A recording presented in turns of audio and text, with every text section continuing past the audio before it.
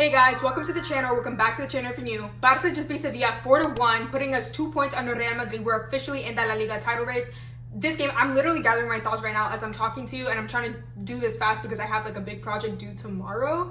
But let's get into it. So Lewandowski scores that first goal, right? I believe it was Rafinha who created the long ball that went to Inigo Martinez, heads it, puts it to Lewa taps it in. Wow. Look, I'm gonna be honest. Amazing for Lewa to put in a goal. He's officially the top European scorer, of course, at the top of the Pichichi race as well. But that was all he contributed to the game. I don't think Lewa has contributed anything aside from like those occasional lucky tap-ins for quite a minute now. But we're not gonna be too negative, too pessimistic, because Hansi Flick set us up with Chesney in the back, Balde, Araujo, and Inigo Martinez, which was very interesting. I really wanted to see the partnership, but as we all know, Araujo did come out early within the 20th minute of the first half off an injury, and Cubarsí came in. But regardless, Kunde, Frenkie de Jong, Pedri, Gavi, Lamine Yamal, Rafinha, and Lewandowski up top.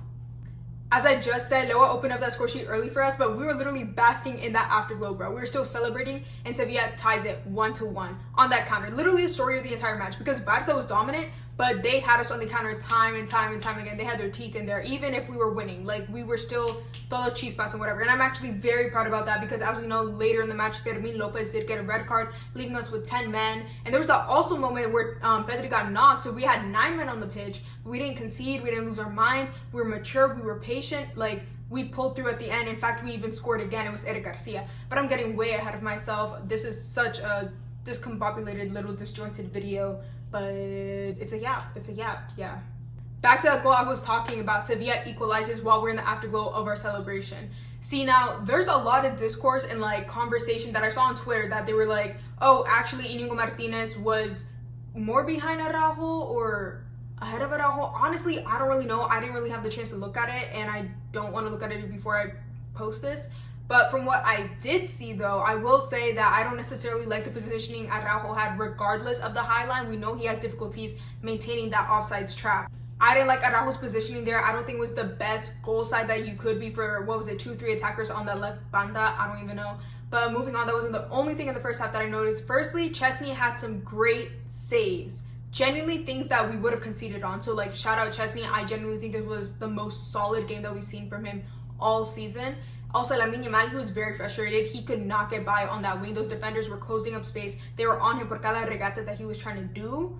And another thing is Gavi. He looked like a fish out of water. He just wasn't effective. I don't think he was necessarily good. In general, I think Gavi's form hasn't been the best within the past 2 weeks.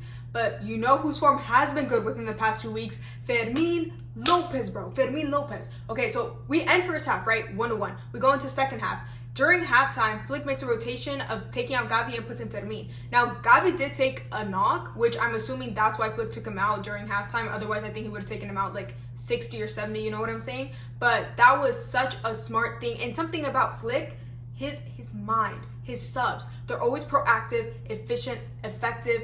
And what does Fermin do? Literally his first touch on the ball, it's a goal. Assisted by Pedri, bro. Everything comes from Pedri. Even in that first half when we were struggling to get more goals in, Pedri had 4 key passes. He was very threatening, and all strings of attack that we actually had to the goal, that came off of Pedri's foot. Him and Frankie were very good in maintaining the pace and tempo in that midfield. It was just Gavi that wasn't necessarily helping with us truly maintaining possession and being preventative against those counterattacks. But aside from that, I genuinely really appreciated Pedri and Frankie's positioning. Back to Fermin's goal, right? Pedri sends it over top to Fermin on the head. And literally, it's so funny because Fermin is so much shorter than Lewandowski, and it was like the two of them there, even though it was like obviously going to Fermin. But Lewa just looked at him, and it's just like the height difference. I don't know, it's so funny. But that puts us up 2-1. Soon after Fermin scores, though, Rafinha puts us up 3-1. And like genuinely, I don't think Rafinha has been in his like Rafinha form that we've seen this season for like the past month or so. Like, he just hasn't been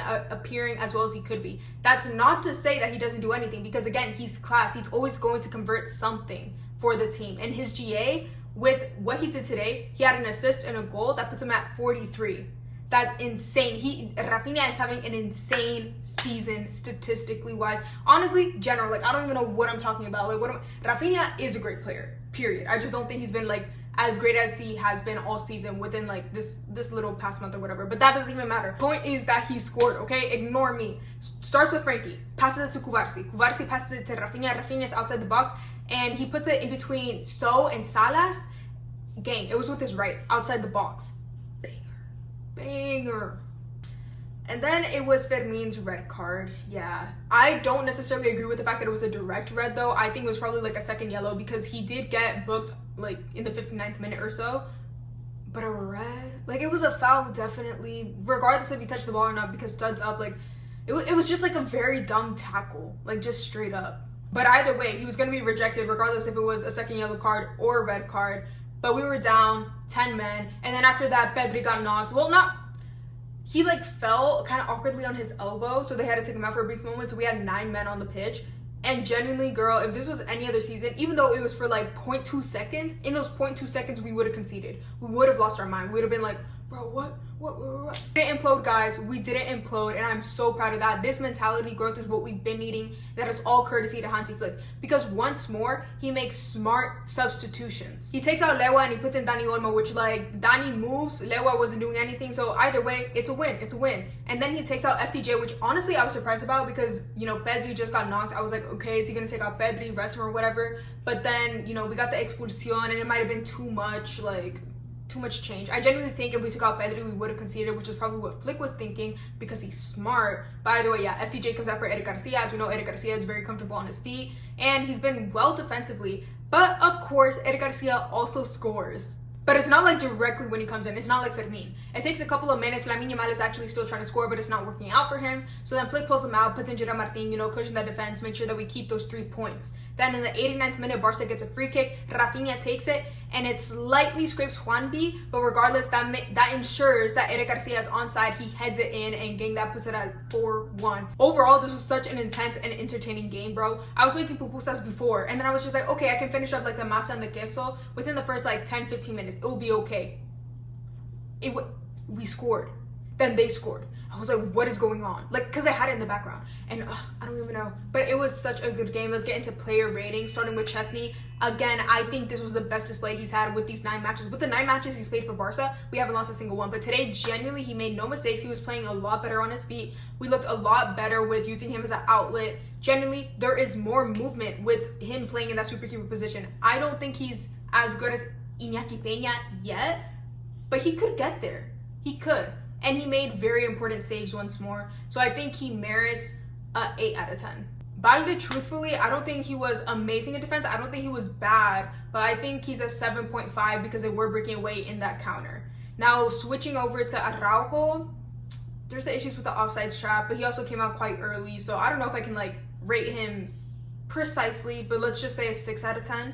Inigo Martinez, I think he had a very solid game. I love the way that he came back 3 days ago. I'm pretty sure he came back 3 days ago. I might be making that up, but he definitely didn't come back like more than last week ago. Whatever, you know what I'm saying. Point is, I think Inigo had a very strong game. I love to see him play. I love seeing him on his feet. That Cubarsí partnership when Kub came in, I missed it.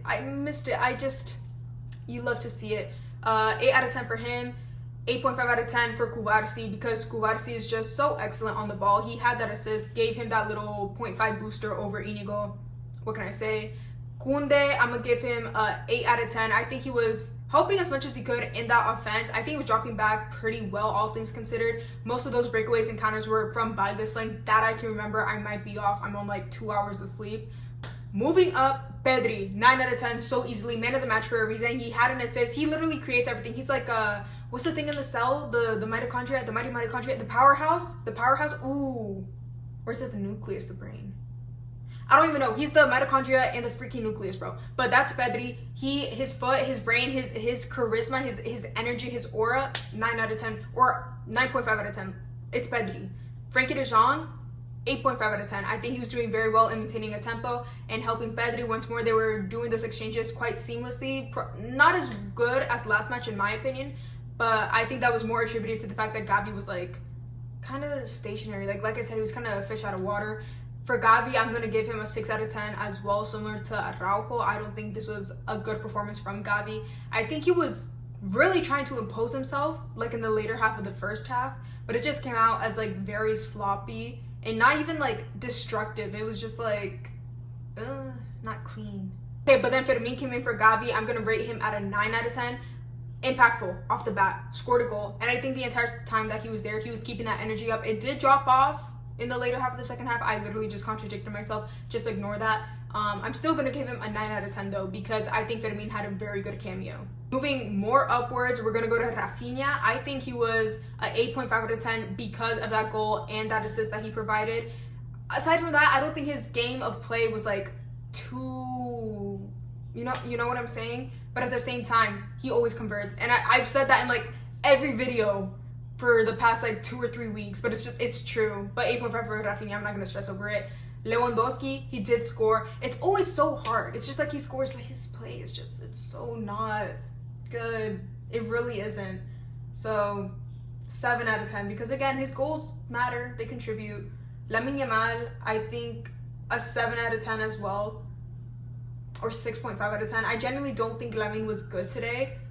Once more, I don't think he was bad, like a detriment, but I don't think he was definitive, and that is mainly Lamine's like role in the team. He's the definitive player. Pedri's the equilibrium, the foundation, and whatever, teeter-totter. But 7 out of 10 for Lamine. As for our other substitutions, let's start with Eric Garcia, who scored a goal. I'm gonna put him at an 8 out of 10. Scored and was great defensively. Olmo, I think he was like all right. There wasn't anything that caught my attention too much. I think a 7 out of 10 is sufficient for him, maybe a 6.5 out of 10. And then Gerard Martin, genuinely, bro, like he was in there for like 0.2 seconds. Like my brain just, not enough like RAM storage, not enough space in the cloud. That one TV, girl, I don't know what that is. It's a negative TV up there. But yeah, I don't want to give Martin a rating because honestly, I didn't really catch anything to rate. So, but yeah, that was the game. Entertaining, chaotic, just like this video. It's so disorganized. But if you prefer the style, let me know, because it's a lot easier. I'm literally just talking out of my butt cheeks, ass cheeks, whatever cheeks, like the cloud.